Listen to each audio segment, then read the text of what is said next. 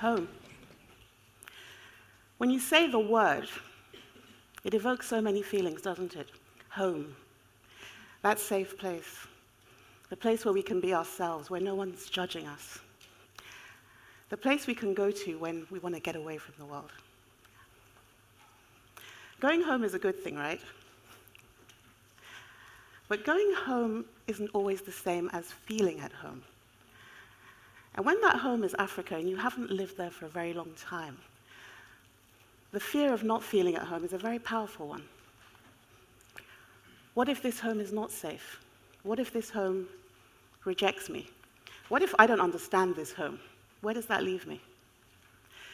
These were some of the questions in my mind when I made the decision to go home to Ghana after many years of living and working in the UK. For me, London was home, yeah. It was where I went to school. It was where I came back after university. It was where my family and my friends were. My life centered around London, and Ghana came to me in the form of visits from family, friends, or extended members of the family. In fact, I used to really envy my English friends. You know, in their house, they had this thing called your own bedroom. Right? In our house, bedroom was a bit of a fluid concept, right? Because you had to be ready to be turfed out at any moment and share with one of your siblings because Auntie so-and-so or Uncle so-and-so was visiting from Ghana. And it was in London that I made friends with people just like me, you know, originally from Africa, but firmly planted in London. Home wasn't complicated. Ghana. Ghana for me was fun times. It was the place for summer and for Christmas, for hanging out, for having a really good time. Somewhere you could dip in and out of before coming back to the reality of life in London. The place I knew like the back of my hand, the place I didn't need a map to get around. But then the day came for me, as I'm sure for many, when I made that decision to go home, to the home that was Ghana. Okay, at this point, full disclosure. I'd love to say I went for really noble reasons. I was going back to build my continent and make my country better. Truth of the matter is, I was going because of a man.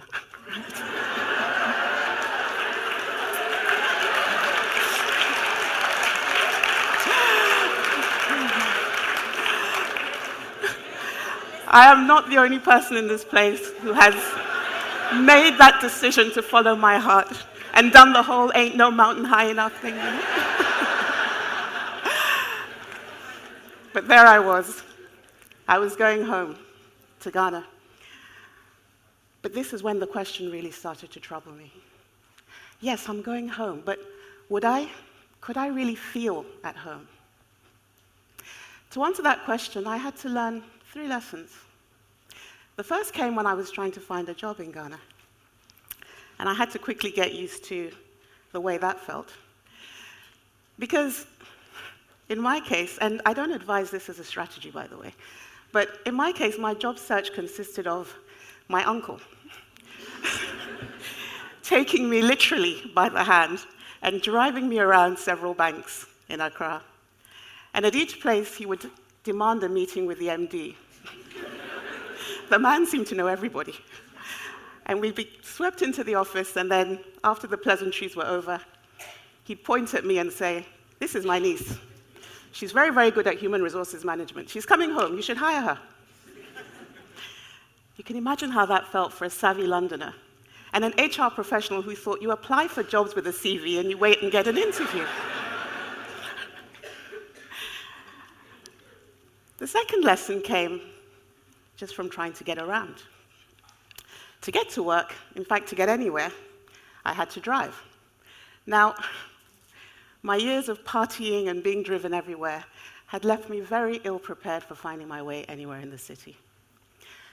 And my big, crumpled KLM street map of Accra soon proved pretty useless, because the city was changing constantly, and half the streets didn't have names anyway.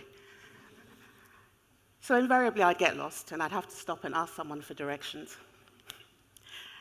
And the response was usually something like this: "Go straight down that road." When you get to the blue kiosk, turn left. Keep going straight. You'll get to Mr. Ababio's house. Then turn right. It's there, you won't miss it. You can imagine how that went. The third lesson came during a training course that I attended shortly after starting work at the central bank. Now, as an exercise, we were filmed while we introduced ourselves, talked a little bit about what we'd been doing and what brought us there. And when they played the video back so we could see whether we'd used the techniques that they'd been teaching us, when it got to my turn, I was horrified. Because compared to my colleagues, I sounded so English.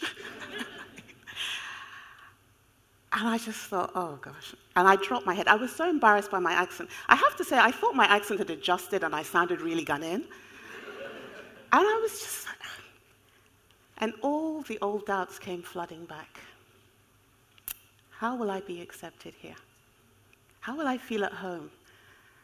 How are they going to think I'm one of them? I sound like Queen Elizabeth. And then one of my colleagues touched my hand, and I looked up, and he was smiling at me. And then he said something. He said something which I've never forgotten, and which has guided every career and professional decision I've ever made since that day. He said to me, wow, you've worked for some big companies. You've got great experience. You must have had a good life in London, but we need people like you here in Ghana to help us develop. Thank you for coming home.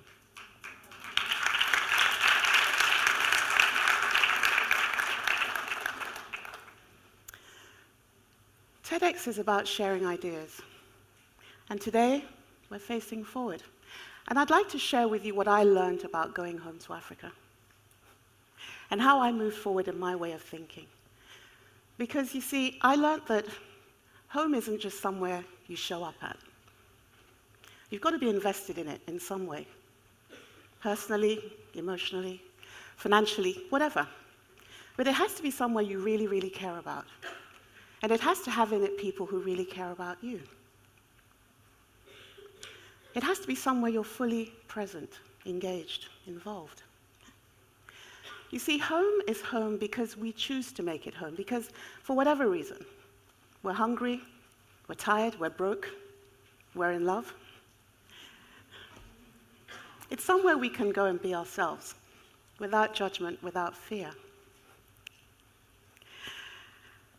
These 3 lessons taught me something very valuable about going home to Ghana. Firstly, to feel at home, you have to adapt. You have to let people show you they care in their way, not in yours. I had to quickly lose my discomfort with my uncle parading me around, blatantly using his contacts to help me find a job. Yeah, his methods were a bit blunt. But the concept of who you know is not confined to Africa. Maybe in England it would have been done with discreet phone calls or an introductory email. But the essence of what he was doing is exactly what takes place everywhere else in the world, helping people you care about. The second lesson was that to feel at home, I had to find my way not with street maps, but through relationships. To find my way around Accra, I had to become part of the community. And I had to know not just where Mr. Ababio lives, but who Mr. Ababio is.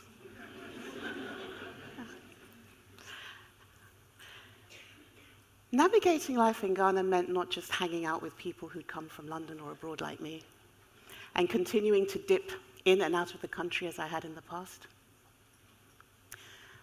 It meant getting to know the Ghanaians I had come to join, and building and rebuilding relationships with those who were rooted there. Feeling at home meant I had to open my eyes and my mind to the diversity of the country and of the people. And I had to make new friends as well as treasure old ones. To feel at home, I had to move from observer status and become an integral part of the community. I had to stop mentally comparing everything with London and to start seeing what I could do to make things right in Ghana. I had to move from the returnee expat bubble and the temporary visitor mindset and really think about and become part of the reality of being rooted at home. The third lesson came that day during that training course, when I realized that I just had to accept who I was and to stop worrying about where I'd lived and how I sounded. The Ghanaian novelist Dorothy Comson once wrote, "Home is not where your accent is from, it's where your heart is."